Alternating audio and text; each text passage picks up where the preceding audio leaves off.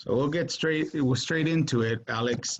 And first of all, thank you for accepting the invitation from the LBA to participate on this conversation that we want to have of our community. No, I appreciate the invite, and it's always it's nice to have organizations that represent the interests of Latinos everywhere, and especially in these tough economic times, it's good to know that we can come together for a singular purpose, and that's advance the interests of Latinos everywhere. And definitely the intersection now of the public sector and the private sector is going to be also important. Definitely. You know, I wanna start by just by giving a quick maybe a little bit about, you know, I know you've been an officer for many years, so maybe a little bit about your background and why becoming the sheriff? What motivated you to run for, after 100 years, a Latino, you know, to become sheriff of the county? It was a great success, but why? Well, I can say this, that I was born in Chicago, raised in upstate New York, and then in Puerto Rico. My dad was born and raised on the island. And so when I was a young kid, 9 years old, we moved to Puerto Rico. I didn't speak a word of Spanish. I couldn't even count to 5. And so I spent my 4th grade on the island to my 2nd year in college. Then I joined the military from them, the Air Force. And I wound up at Norton Air Force Base in San Bernardino. And I was on active duty, working the graveyard shift on the flight line. And then I'd ride my bike home, get 5 hours of sleep, and go to school, and then go to practice on the track. So I was very busy learning, and went back to school full-time after the Air Force in Cal Poly Pomona. And then I wound up with the department in 1986. And I've been with the department since then. And I've seen under Sherman Block was a sheriff when I first was sworn in. And then I saw under Lee Baca, there was some successes. There was too many failures, unfortunately, under that administration.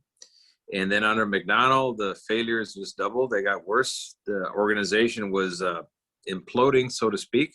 People were leaving in disgust. It became just a good old boy cronyism, nepotism, and really it wasn't serving the needs of the community well. So I was ready to retire in 2018 after 32 years.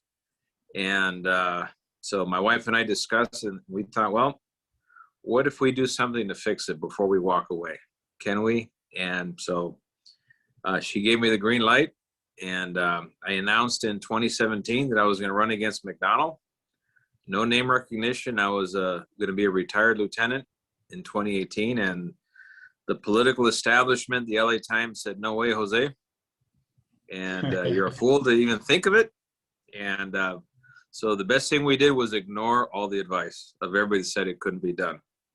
And we pushed, we organized, we networked, and we assembled a coalition, and that would end up succeeding. So here I am in 2018, getting sworn in as the 33rd sheriff of LA County.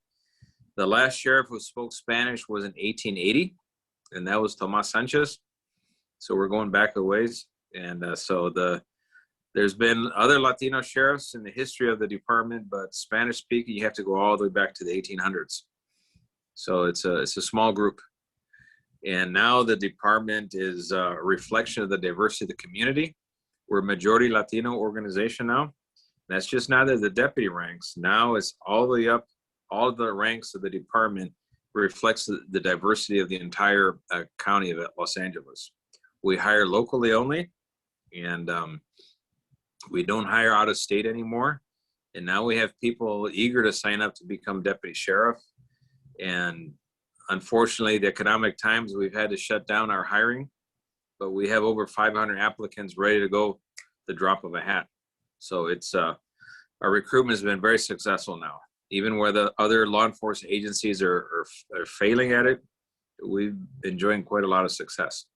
So a lot of hard work's going into it. And now we're raising the educational standard entry level to an associate's degree minimum. And we're going to continue pushing. And at the upper levels of the organization, I promoted not just the first Latina, but the second Latina ever to be assistant sheriffs in the history of the department. and they were serving at the same time. So we have 3 assistant sheriffs. At one point, I had 2 of them were Latinas, and that's a record that's never happened before either. So we're definitely opening a lot of opportunities. We're shattering all the glass ceilings that existed. During my career, I was told basically, you're Latino, you're not part of any group, so don't expect to go more than sergeant, maybe lieutenant if you're lucky. And don't ever and hope to become a captain. That's above your level. And that's they try to define what I was going to be, and I just said no. I decide that, not you. And so here we are. And well, you know, so your wife is also a sheriff, correct? Yes, she retired with me in 2018. Oh, okay, great. Well, first of all, thank you for all that service, Alex, and your wife. I know it's not an easy job, especially during these times of you know, everything that's been going on with the systemic racism, and you know, there's a lot of parts around the country where officers are resigning left and right, and people don't want to become officers because a lot of blame that is put onto them for what's been going on around the country. We know that, yeah, there's always a bad apple, right? There's always those bad apples, but it's weeding them out and getting them out of the way and then doing the job.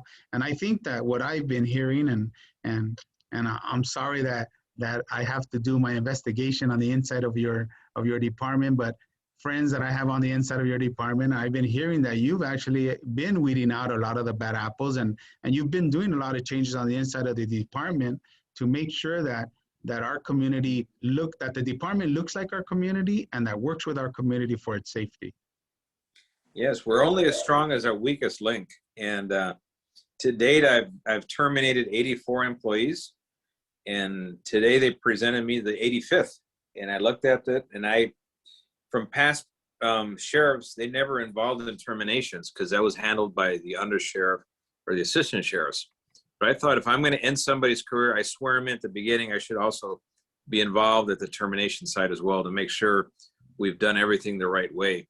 So this very last one, I had a question about it. So I gave it back to them. Hey, there's a legal issue here that hasn't been resolved yet, and this investigation doesn't reflect that. So now they're going to give me an opinion on the legal part of it, and then we'll come back and consider the termination. But we have to uphold the standard for the organization, and a lot of responsibility is placed on law enforcement. So with all these responsibilities, it comes more responsibility. In other words, we have to hold ourselves accountable to the rule of law, and that's my job as sheriff, is to keep that bottom line, and it's working. It's definitely working. Because you touched on the subject of hiring within the county and not out of state, and about having an AS degree, associate's degree, there was a question that I'm going to ask right now because it was suggested. It says, for a while, LASD was hiring mostly military background candidates. At times, they have difficulty connecting to the idea of community policing. How are you changing this recruiting model and mindset?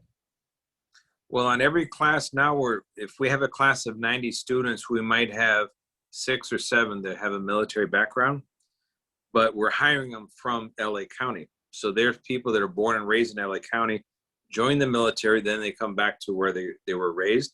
So they have definitely, they're invested in our local community because they're part of our community. They just took some time to serve our nation.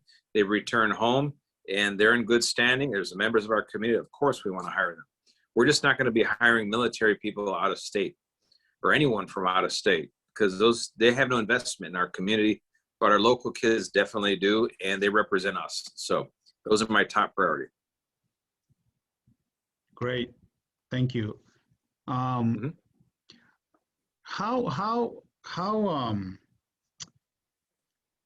do we as a business community support you, or how do we get more involved with the sheriffs when it comes to our security of our businesses? Well, one thing is you got to pay attention to what the Board of Supervisors is doing. They put board motions on the table all the time, and we rarely get feedback from the business community. And some of these board motions can be very damaging to public safety, law and order, or damaging to the interests of the business community. So, you know, as they say in Spanish, en guerra avisada no muere gente. Got to pay attention to what's going on, and then you have to participate. Make sure you sign up to be a speaker during the board hearings. Put it in writing for comments, because right now there's only a few organizations that offer comments on board agenda items, and they're all very one-sided from very small special interest group.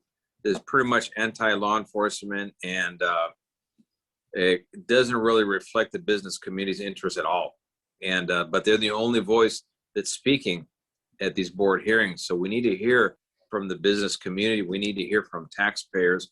We need to hear from residents that are just, you know, trying to make a living, running a small business, working whatever capacity they're working, and contributing to the betterment of society. Their voices never get heard at board hearings. And so you have a very distorted view of reality coming out of the decision-making of the board. So we need to make it reflect totality of what the community represents. And I think that's the part where definitely it would help to have the business community be more attentive to what's going on with the board, and hold the supervisors accountable just like me. Got to hold me accountable, make sure I'm doing my job, keeping you guys safe. You also got to make sure that the board keeps you guys up and running. And I think sometimes when sometimes when we're trying to do our jobs, or like somebody like you, that you're not a political person. You know, you're there to do your job. You're the sheriff, keep the community safe. You know, everything has to do with law enforcement. Unfortunately, politics sometimes do get in the way. And I think you've experienced a lot of that. There was a question here that I got from somebody, since you brought up supervisors. It says, for a while, LASD, oh no, that's the other question. Sorry, let me go back. When it comes to the Board of Supervisors, let's see. Why is the LA County Board of Supervisors actively working to oppose your efforts? I think everybody hears, you know, what goes on with these commissions and with the supervisors, and kind of, you know, when somebody asks me, from our members or politically, they know that I'm actively in support of the Latino sheriff. They always ask me, and what are the reasons? And I know for a fact there's a lot of politics that goes around where it might be, I think, a lot of egoistic policy makers that want to be the boss, and when they lose control, you know, they don't like it very much. But on your side of that question, why do you think a lot of pushback comes from the LA County supervisors towards what you want to get done? Well, I can tell you this, my predecessor, unfortunately, he came from the world of chiefs of police. They're appointed positions. They serve at the behest of the mayor, the city council, city manager. And it's a different environment than being elected sheriff. Because when you're elected sheriff, you guys are my boss. I report to you. I report to the voter. And based on the totality of what everyone is telling me to do, that is what I take and I get done. So I don't have a boss, a physical boss in the true sense.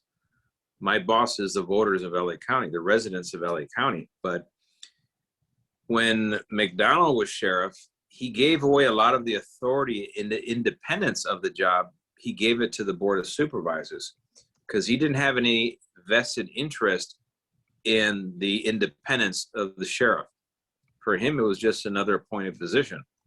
So when he did that, obviously when I won, I took it back to where it belonged. The office of sheriff is independently run by the sheriff. It's not run by the board of supervisors. It's not run by committee, and it's not run by special interest. It's run by me right now. And that's the way it should be into the future. That's the way it was successfully in the past. And so we're returning to that. The board understands politicians. They understand people who cave into special interests or bought and paid for by special interests, and all of their contributions come from special interests. And that's the world they're accustomed to. They find they're nervous when someone's doing a job based on principles. What is the right thing to do? And that's what I'm here to do. And I agree with you, Ruben. I'm a horrible politician, and I aim to be a lousy politician because I'm always going to do whatever is the right thing to do. I don't want to be a career politician. And there's people that make their lives out of that, but their perspective is warped by, hey, that's not the politically right thing to do because that'll harm your political interests in the future. My interest is getting this job done right. Wherever that takes me, I don't lose sleep over it, because if I get the job done right, I go home and I sleep well at night. That's my concern. And I'll continue doing that until the voters say, okay, no more. And that's fine with me. And because I was already a cop before I became a sheriff. A lot of particularly career politicians, that's what they've been doing their entire life. And they don't see outside of that. So they view the world through that prism. And I think we should just understand it. Not that it's bad to be a career politician. I mean, there's people that want to do that. God bless them. But they're just different animals. Very true, very true. You know, when and I'll say it here, and I think you'll remember when the commission that was put together that said that put together that you should resign, right? And I think right away I called you and I told you, no way in hell that you're going to resign. You were voted by the people, and it's the people that vote you out. So it doesn't matter what they say at the county. You know, you just keep doing your job and don't let that affect your job. And as long as you do your job right and the people see that you're doing a good job, then everything's going to be okay. You know, and I think what a lot of people don't realize is when we talk about politics, it was all politics, because you know, the person in charge of that commission came from the I don't know if people know this, but he was on the campaign of McDonald and leading the commission, you know, and it's like they clearly political. And that's a shame that politics has to get in the way of law enforcement to getting the job done. It's a big shame. You know, my kudos to you. Oh, well, thank you, Ruben. And thank you by the way, for your advice. Very, very timely. And I can tell you this, that very same commission had no problem when McDonald was deporting more inmates than Joe Arpaio. They didn't say a word about it. They had no problem when they were selling off the undocumented inmate database to ICE in exchange for millions and millions of dollars every year. There was no problem with it. As soon as I showed up, oh my God, he's doing horrible things and we need to get rid of him. But what was I doing? What everyone else should have been doing, which is take care of the indefensible, take care of the people who are being abused, and separate ourselves from federal immigration enforcement. We have a very large undocumented population here. And if they perceive us to be agents of immigration, they're never going to report crimes. They're never going to report being victims or witnesses. They're not going to participate in trials, for example. And that makes all of us less safe. And this is just a simple public safety issue. And it's sad, though, that commission is so politicized now, because we want oversight. We want an inspector general that's ethical, unbiased, and gives us a fair analysis, because it always helps us as an organization, just like any business in the private sector. You want someone else that is not invested in your business to be able to tell you, hey, you're doing something's right, you're doing something's wrong. You may want to avoid these things here for future, not harm your profit margin, for example. And you'll take that advice, oh, okay, great. But if it comes from someone who's trying to make you, fail, well, then you got to take it with a grain of salt and realize, okay, that person's not there trying to help you. They're trying to defeat you. Very true. Very true. You know, when it comes to what you're talking about, I know that you there's been a lot of changes, and recently, I think recently also with talking about Inspector General, the Attorney General, you know, talking about an investigating, and finally, you know, I mean, they make it look like, oh, finally we're coming here to the sheriffs, but you actually have been asking for them to come and do the investigation. So you actually welcomed these investigations. It wasn't nothing new. No, no, by all means. We approached the Inspector General when we had concerns, I mean, the Attorney General, when we had concerns about the Inspector General, and they were not interested. When we had the Andres Guardado tragic shooting, we approached the Attorney General as well. Could you come help us and monitor what we're doing? Because we want that outside perspective. We've done the same with the FBI as well, and their civil rights division. So we have no problem reaching out to other organizations to take a look at our operation and make sure we're doing the things the right way. And we welcome that. We're just not getting that from our own Inspector General, our own Oversight Commission, because they're just too politicized to be able to do that properly.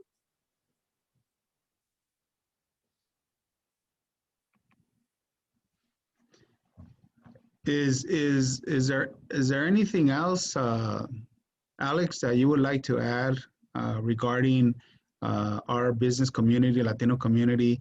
You know, one thing that I've heard a lot about and concerns is when all the protests were going on, you know, and is the sheriff ready for future protests to protect our business community? Well, I can tell you this, Ruben. The main areas that saw damage in civil unrest was the Fairfax district in LA City, Santa Monica, and Long Beach. And in every jurisdiction that was policed by the Sheriff's Department, there was no rioting, there was no looting, no arson, no widespread vandalism, nothing at all. And that was not by accident. Our sheriff's response teams, our mobile field force, they were deployed everywhere. And we took care of all of our jurisdictions, and we went to assist LAPD, Santa Monica PD, Long Beach PD, Beverly Hills PD. The difference was Beverly Hills PD called us 2 hours before the problem became reality. And we were able to stop the looting in Beverly Hills. Rodeo Drive was pretty much spared because we were there. Unfortunately, in LA City, Santa Monica, and Long Beach, when they asked for us, they were a few hours too late. By that time, it already started unfolding, the looting and the arson and those things. So there was some lessons to be learned for sure. And that is, you have to anticipate what's going to happen. You have to be on scene, ready to respond within seconds, not hours, within seconds. And you have to separate peaceful demonstrators from rioters dressed like they're going to play a game of tackle football. That crowd, those are not peaceful protesters. So we learned to distinguish well between the two, and we took people to jail left and right when we needed to, and we protected those that wanted to protest peacefully, and we did it by the tens of thousands. West Hollywood, downtown LA. Nobody went to jail. Everybody marched peacefully, but the ones doing all the complaining and lawsuits were the ones dressed like NFL players at midnight. Why? Because they were not there to protest peacefully.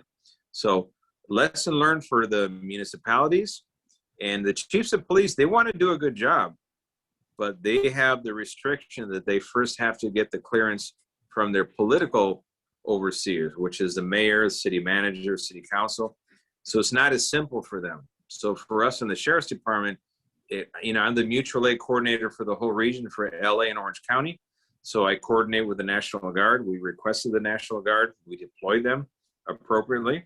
And that freed up resources so we could have deputies out there on the streets, going everywhere. And we learned a lot. But we learned one thing is that once it unfolds, there are no lines. There are no boundaries between cities. It's all one big county, and wherever there's a problem, we're going to be there.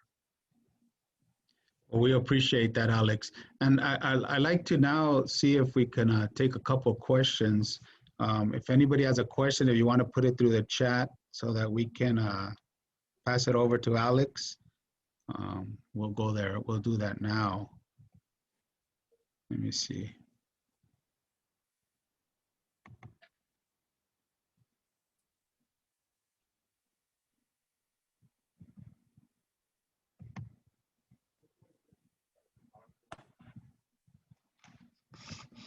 Probably typing right now. Well, regardless of your other jobs and business interests, you have a future in moderation for Zoom. How's that? Hey, I don't like using this Zoom stuff. It's kind of tricky, I know. Yeah. We have a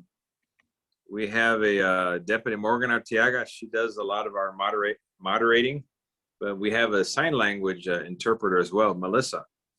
So she's there doing all her sign things at the same time. It's pretty nice. I saw a question pop up, but it disappeared. I have a question here from Monica Lopez. I would like to learn what the sheriff's is doing with the LASD for COVID-19 safety and keeping our officers safe. Whew, that's a tall order. There's a lot we are doing. Unfortunately, we've lost 11 employees of our department to COVID-19. We lost 5 deputies and 6 of our professional staff. The last one was Armando Meneses, and before him, Pete Romo. So it's been hard on the department. Wow. At one point, I had over 15% of my entire department was on quarantine to COVID. We've had about 2,900 employees test positive for COVID, and our jails has been the most challenging of all. We have the nation's largest jail system. So at the start in February, when we knew it was going to be a problem, we figured, well, let's start depopulating as much as we can with low-level offenders, so we keep protected the high-level offenders that are a threat, and provide some space to be able to move inmates, isolate them, quarantine them, and treat them, triage them. So we did that. And as a result of that, we've had 110,000 inmates go through our system in the year 2020. That number dwarfs all states. I mean, everybody. Those numbers are just astronomically. We lost 13 inmates total to COVID-19. And that was the lowest number in the biggest jail system in the nation. So that was a testament to our hardworking deputies, professional staff, the correctional health services people. So we were very aggressive in testing, triaging, treating immediately. As soon as symptoms were present, they were locked down, isolated, and that kept the spread of the pandemic within the jails to a very minimum. In the streets, it was a little harder because you have all the interaction going in and out of places, and you get a call for service in a place that there's someone who's COVID positive. If it's a life-threatening situation, you still got to go in. And the dispatchers, they'll screen the calls as much as they can to give the deputies a heads up of where they're going, to wear protective gear, mask up, gloves, and all those things. But sometimes they find out too late. They're wrestling on the ground with someone to arrest a domestic violence suspect. Then he turns out to be COVID-19 positive. And now the deputy gets COVID as well. So it's been a struggle, but we've been on top of it as much as we can. So given our sheer size and the relatively small number impacted in the jails, it is safer than being outside of the jails in terms of the spread of COVID-19. Literally, we have half the infection rate inside the jails than we do outside the jails. Yet I still had the ACLU suing, demanding that we release all the inmates because it was safer. I said, no, they're safe where they're at right now. That drive them nuts, but it's a hard reality. That's a very good question, though. Thank you, Sheriff. You know, there's another one here from Jim Basseri. He says, is the department prepared to handle the more difficult challenges of the extreme right-wing groups that can be potentially more violent?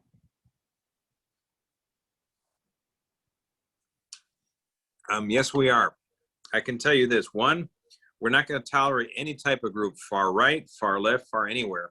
If you're out to harm people, you're out to use your extreme ideologies to disrupt the civil structure of our society, you're not going to be tolerated, much less within this department. So we screen our employees, our applicants. They get screened. Their social media footprint is thoroughly analyzed. We talk to their neighbors, classmates, employers. We do a full, very detailed background on the individual. We want to know who we're hiring. And if there's anything questionable that pops up, we're going to find out an answer to it.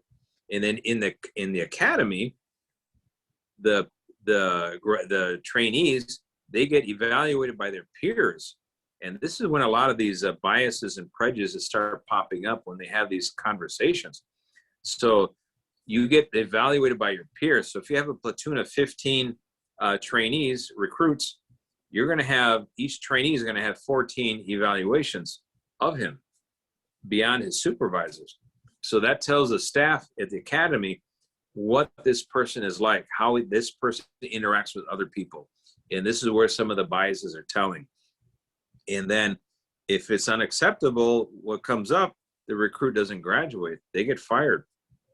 And as a result of the peer evaluations, we also do they have to do an attestation of all the tattoos they have on their body. They have to declare them in writing. And then when they do the medical screening, the doctor is going to also do a check on all the tattoos and the content of the tattoos and where they are. And if the two don't match, then the person is failed, does not get hired by the department. And because then they're falsifying their application. So we're doing a lot of things, a lot of checks and balances built into the system to make sure we have the right employees who have the right mind frame to sit in that position of authority in law enforcement. That's very, very important. And then during a course of their employment, we have very strict guidelines on how people can do their job. And if they stray out of it, we hold them accountable to the rule of law. So we have one employee who admitted that they were in Washington, D.C. We turned that information over immediately to the FBI. Didn't even hesitate. That was my first phone call. I picked it up and I called Christy Johnson, who's the assistant director for the FBI in Los Angeles, and told her, hey, one of our employees was there. This is the information. They're doing their investigation. When they're done, we're going to do our administrative investigations to see, based on the results, is it suitable for her to continue employment or not? And that'll be based on the information we gather. So that is how we hold ourselves accountable, and we screen out from people from joining who have no business in law enforcement. So we have another question here. Thank you for that, Sheriff. How has the LA County Sheriff's Department changed, if any, with how they treat and handle immigrants?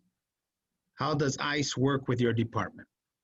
Well, I can tell you this, ICE does not work with our department at all.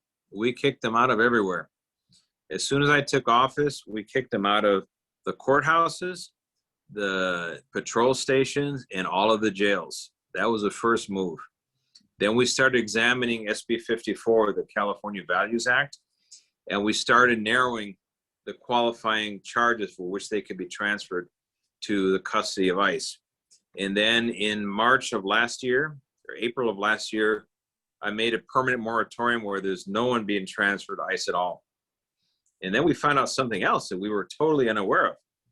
The county, since 1999, they authorized the sheriff to sell the undocumented inmate database to immigration authorities in exchange for money, a lot. From 2005 to 2018, $122 million was received by the feds, and they sold off our inmate database to ICE, and that was a roadmap for ICE to deport a lot of more Angelenos. We stopped that cold. In fact, I was even chastised by the former CEO. Well, how are you going to replace that money? I said, that's money, that's blood money. We had no business accepting it in the first place. So we're going to have to do without it. And they didn't like that answer. Oh, no. They gave me a lot of grief for it, but it was the right thing to do. So if someone asks how we're working with ICE, I can say we're not at all. ICE has a legitimate function as a federal government, as an immigration authority. That's a federal mandate, not a local one. And their appropriate place of contact in California is when people are released from state prison, when they've been released for having done time for violent crimes. But those people are not released from the LA County Jail. Yes, I know you took a lot of heat from the supervisors about that. Not happy at all. I think a lot of people don't even know that they were getting paid from ICE to that.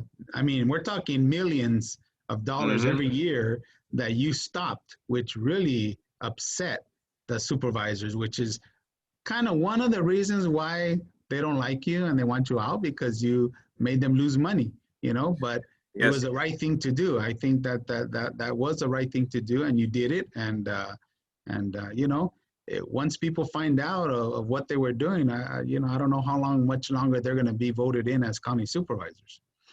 But that's the political side, right? That's the political side. Exactly. Yeah. You know, I will say when we talking about the inmates and talking, you know, one thing that I would like to share real quick, and thanks to you with your leadership, that we've initiated moving forward with a program to actually the LBA has a program called the Supplier Diversity Boot Camp. And it's a boot camp program that trains our business owners to work with corporate America, to have all their, you know, the bells and whistles of doing business with city, state, federal, and corporate. We're transforming that program into a program to train the inmates.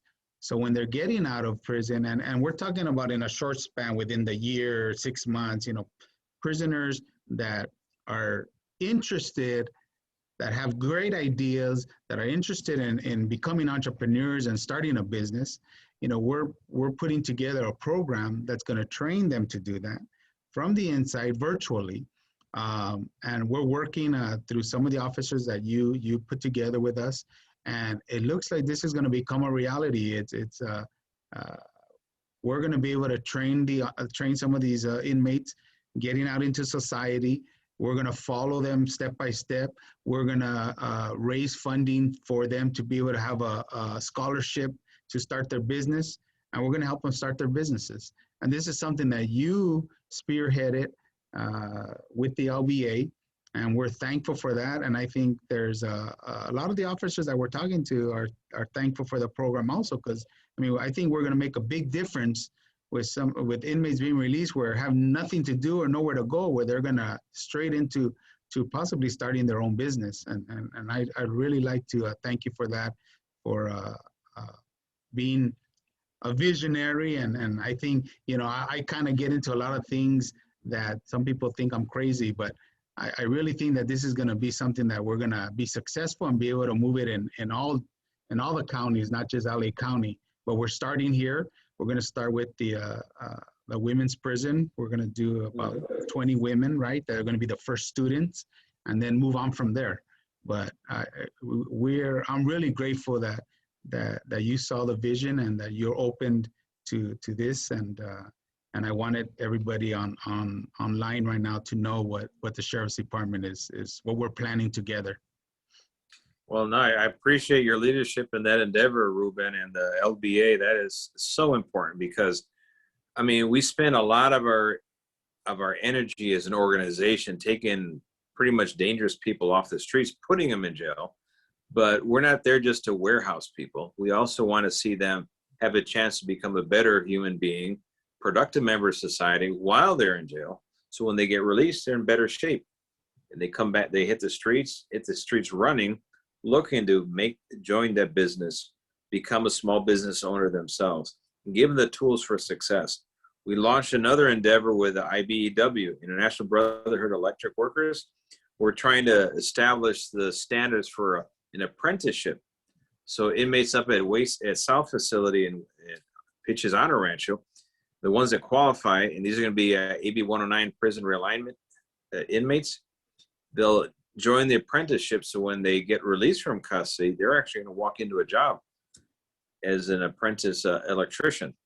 And so we're going to provide the training. We have a private sector is donating the resources for the teachers, the instructors. So all these programs are coming together in a very wonderful time right now, because there's a lot of push to close prisons, to close jails, but at the same time, we still have to maintain public safety. We have to keep our eye on the ball. So one place we can do is that middle ground where, what do we do with people?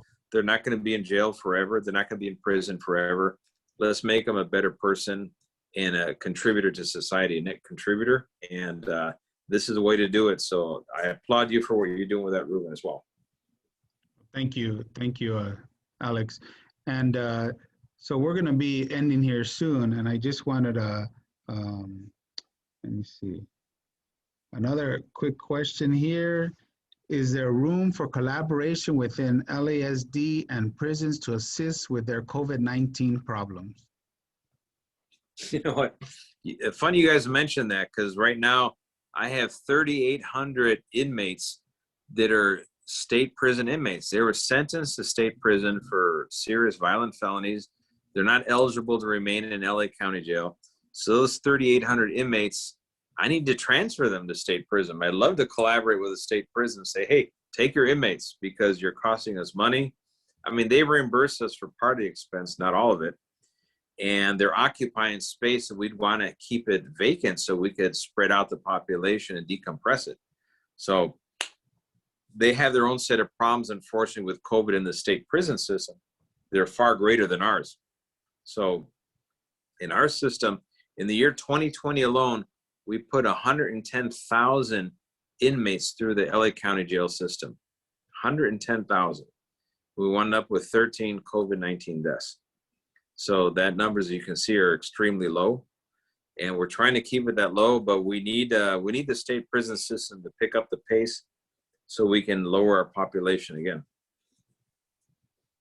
You know, there was recently, you know, the last elections and voting on different bills. I don't have the bill with me, but I know there was a cut to go after funding, sheriff's funding, and I think the people voted on this, not really knowing what they were voting for, but they voted for it. And can you explain a little bit of how that might hurt the department, that it's going to lose probably, what, about 10% of your budget? Yeah, the measure that people voted on was called Measure J. And it was basically, the title was Reimagining Public Safety.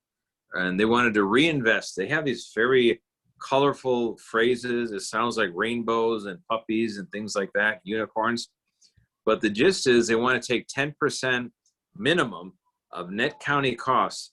That's the money that funds, the taxes that funds our jails, our detective division, our Aero unit, our SWAT team, all the special entities, and our custody division, and our patrol of unincorporated communities like East Los Angeles, Altadena, Marina del Rey.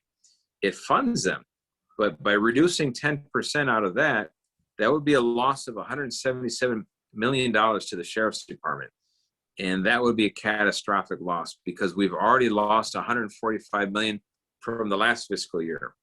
And we're not in a position to lose any more money without impacting public safety. That means we'll be laying off 1,100 deputies. 1,100. That means less people to respond to the 911 call. Heck, less people to answer the 911 call to begin with. Much less people to respond to the call. Much less investigators to work the crime and find out who is responsible, take them to jail, and then less jails to put the bad guys once you do all these things. So all around, this is going to really stick it to public safety. The measure was passed, but people didn't really understand what the measure was.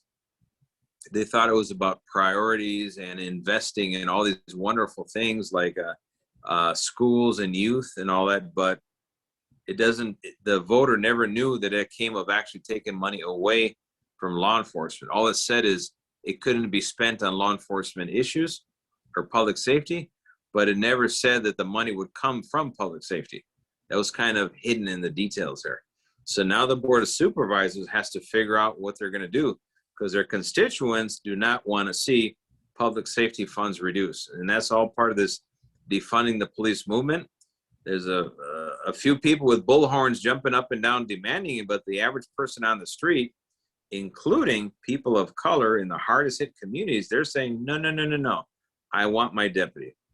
Keep my deputy out there where he is. Don't remove them. So we're coming to a clash on this issue now. So it's going to be decided between now and end of June, because the fiscal year starts July 1st. That's the first year that Measure J is in effect. And I think that's where a lot of our businesses will be pushing a lot of our businesses to send letters to the county and get involved and voice, because we can't afford less security out there in the streets. There's enough crime out there already, and all that's going to do is double and triple the crime. Less police, more crime. And that's not, we on a personal, I don't believe in defunding.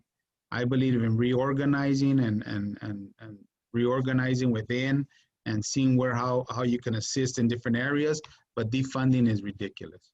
So, but that's my opinion, right? Everybody has their opinion.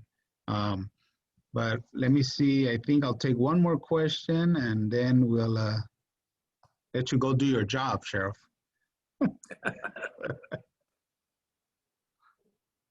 Let's see.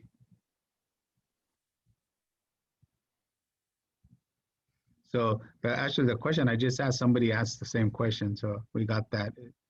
If there's no more questions, then let me see. So I have David Cruz, who is also a board member of the LBA. He's going to come up on the screen right now. I'm going to allow him. He's going to say something really quick. He's also one of our media partners. He's also heads up LULAC out in Ventura, and very nice. Very close friend. So I'll give him a couple words and then we'll end. Thank you. Thank you for the opportunity, Ruben. Sheriff, I've been sitting here listening to you. You don't sound at all the way you've been portrayed in the public space. And I'm sorry to hear that, because your words have been very measured. They make a lot of sense. I'm not talking to please anybody's political stripes. I'm just observing, as Ruben and all the rest of us on this call are. We can't have a safe community without safe law enforcement. So thank you. And the political agendas need to be set aside. We're talking about the public safety, and that's the kids and seniors and everybody in between. Please count on LULAC support and that of LBA, and our national president, Domingo Garcia, sends regards. He has reached out to you, as you may remember, and we you. Los Angeles. Oh.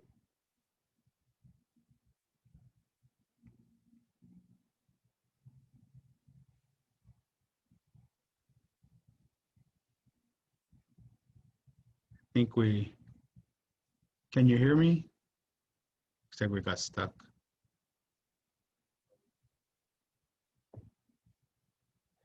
I know, it froze.